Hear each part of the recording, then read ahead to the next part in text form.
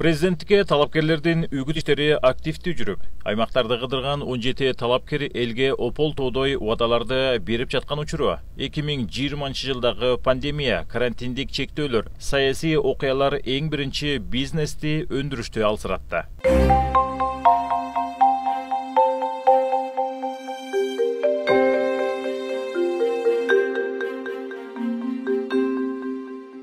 Ар бир түтүндөн бирден адам ишсиз калганын адистер аныктап чыгышкан. 10 январдан кийин жаңы шайланган президент ишти эмнеден башташы керек деген суроо турат. Биз мамлекет башчысы кылып шайлаган адамдын эң башкы атаандашы саясатчы эмес, экономика болот деген пикирин Адилет укуктук клиникасынын жетекчиси экс-депутат Чолпон Жакупов айтат. Ал жергиликтүү массалык маалымат каражаттарга берген маегинде социалдык төлөмдөрдү төлөш үчүн Россия $20 миллион берип атат. Бизде эч нерсе калган жок. Кризис. Ошондуктан алдыда бизди оор күндөр күтүп турат деген оюн билдирген.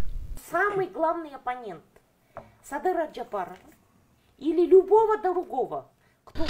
10 январда мөөнөтүнөн мурдагы президенттик шайлоо Кыргызстанда экономикалык жана саясий кризистин шартында өткөнү жатат. Келе турчу президент кимиси болсо да оор учурда иштегени турат. Кимиси шайланса да алардын биринчи атаандашы саясатчы эмес, экономика турат. Ушундай оор экономикалык абалда билимдүү, мамлекеттик кызматта башкаруучулук жөндөмү бар адамдар иштеши керек.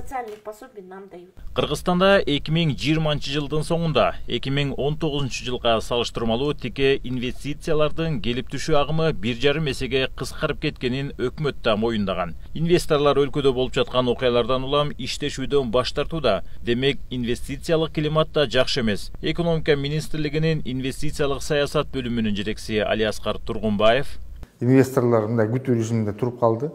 Жакында шайлоолор болот.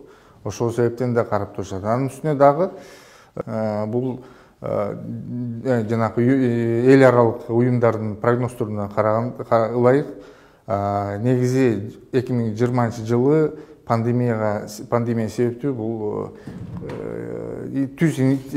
чет элдик түз инвестициялардын келиши негизи 40-50% чейин төмөндөйт да. Мамлекеттик башкаруу системасында кризис бар. Шайлоо системасында дегеле бардык тармактарда кризис бар деген пикирин жарандык активист Мирлан Орозбаев айтат. Бизге дал ушул кризистен алып чыккан күчтүү лидер керек. Билимдүү чет өлкөлөрдөн билим алган жаштар, заманбап жаратман жаштар, мыкты кадрлар келиши керек. Ойгоно турчу мезгил келди. Келе турчу президент да атаандаштарын камап, соттоп, саясатчына интрига менен алектенбестен күчтүү команда менен иштеп, өлкөнү алдыга сүрөп өнүктүрүүгө аракет көрүшү керек. Келген адам тартиптүүлүктү аябай катуу сактап берсе, инвестиция тепличный условияны жакшы көрөт, тынччылыкты жакшы көрөт. Любой бизнес, даже мына кыргыздарда деле миллионерлер толтура. 10-20 квартиранын алып коюп, пешетін айдап алып, кышында Дубайга учуп кеткен адамдар толтура. Ошолор чыгарып инвестиция кылыш үчүн бизде бандиттер аз болуш керек. Жок кылыш кыйын, действительно алгандачы, мына как аз болуш керек. Мыйзам четко иштесе, инвестиция өзүнөн өзү эле байкеси. Сиз баш болуп экономиканы тургузуп кетебиз, көрөсүздөр.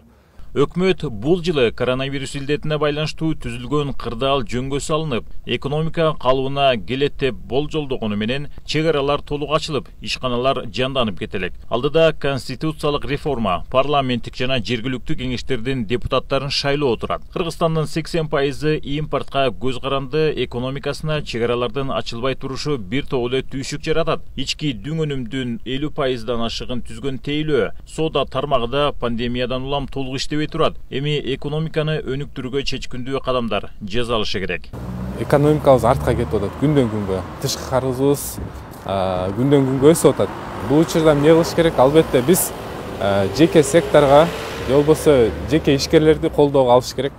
Аларга болгон мүмкүнчүлүктөрдү түзүп беришибиз керек да. Мисалы, кандай десек, ошо экспортко чыгарган, же болбосо атаандаштыкка туруштук бере алган ишкерлерди чогултуп, ошолордун топтомун түзүп, мамлекет бүгүнкү күндө болгон мүмкүнчүлүктөр түзүп бериш керек. Экономисттер келе жаткан жылда ишкерлерге каржылык жактан көбүрөөк жардам берүү зарыл экендиктерин белгилөөдө. Алсыраган бизнесте өндүрүштү, кызмат көрсөтүүнү кайра жандандыруучу механизмдер иштеши керек. Чет элден инвесторлорду да тартуу мезгил талабы. Демек, чет элдик инвесторлор үчүн Кыргызстан визасыз режимде арзан жана квалификациялуу жумушчу күчүн эркин экономикалык аймактарды жана Борбор Азиядагы соода оазис сыяктуу бир катар жакшы мүмкүнчүлүктөрдү жарнамалашы керек.